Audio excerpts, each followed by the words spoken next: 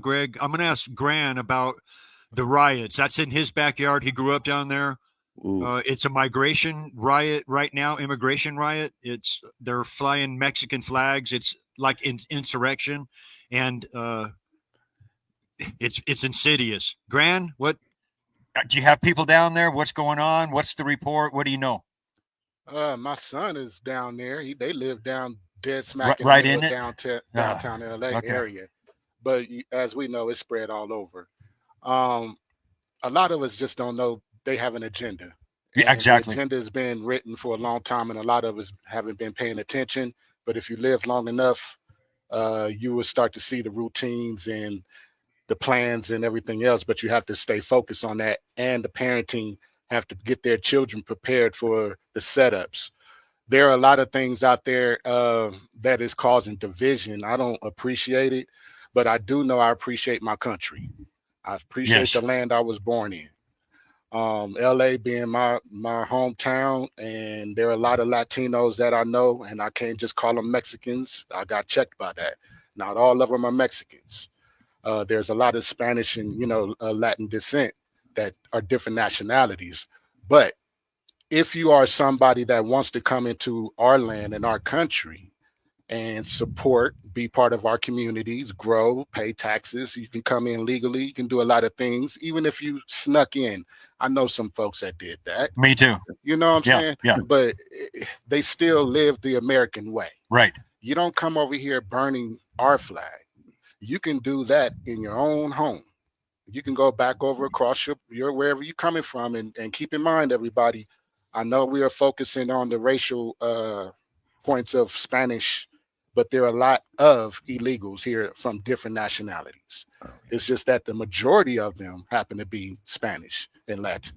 So, and there's a lot of Spanish folks out there who don't agree on how and what they see that's happening in LA, blocking the traffic, violence, throwing projectiles, some cases shooting at the police officers. That's not a peaceful protest. No, in my opinion. No. You can't text that, you can't preach that, you can't say that. So if these ones out there, and what gets me is there has to be common sense to say, what's wrong and what's right. Right. There are people who want to get to work. This is how our economy runs. If the freeways and the streets are blocked up, we can't get to work. So if this is helping our economy, or is it hurting our economy? I just want to hear from the ones out there that are living in it. Like, okay, yeah, I'm down with this. Yeah, man, proud of my people in LA. And I'm looking at celebrities that I know talking to madness. And I'm like, wait a minute, you are from a certain neighborhood that I knew that is very upscale, not so upscale, and then downscale, depending on how you want to say your way of life.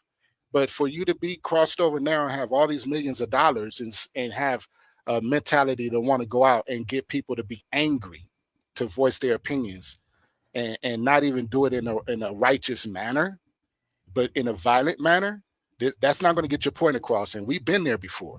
Every 10 years, every 15 years, every generation that missed something, or a Million Man March or whatever, that they were 12 years old, but 8 years went by, now they're 20.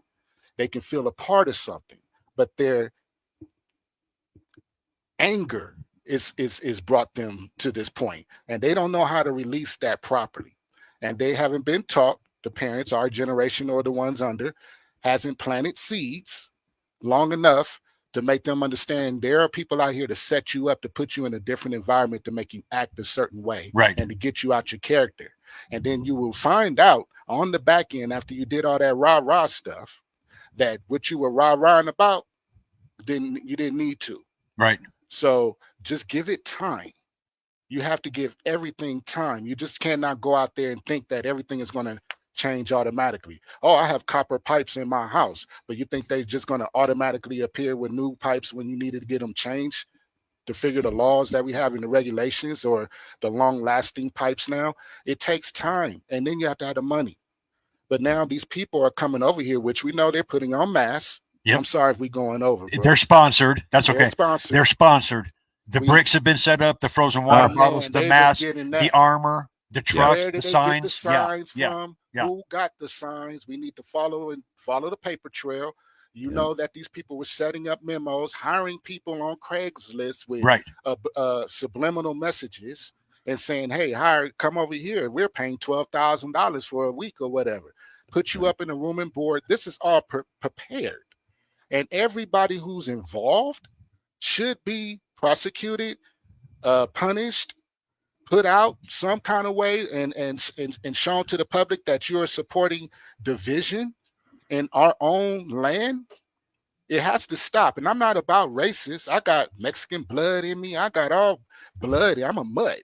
But it's about our purpose, our calling, our mission, our love for our country. I represent red, white, and blue, but I stay in the middle kind of with the white, because a lot of people sway right, red or whatever, and sway blue over here to the left, or whatever them colors are represent. But if we look down the middle, we see straight, and that's where the people are. But the power is not in the people, and they're steadily taking it from us and making us look like fools, showing us all this division and getting us to war against each other. And all we have to do is just sit back and say, who thought of this? Who set this up? Who put this together?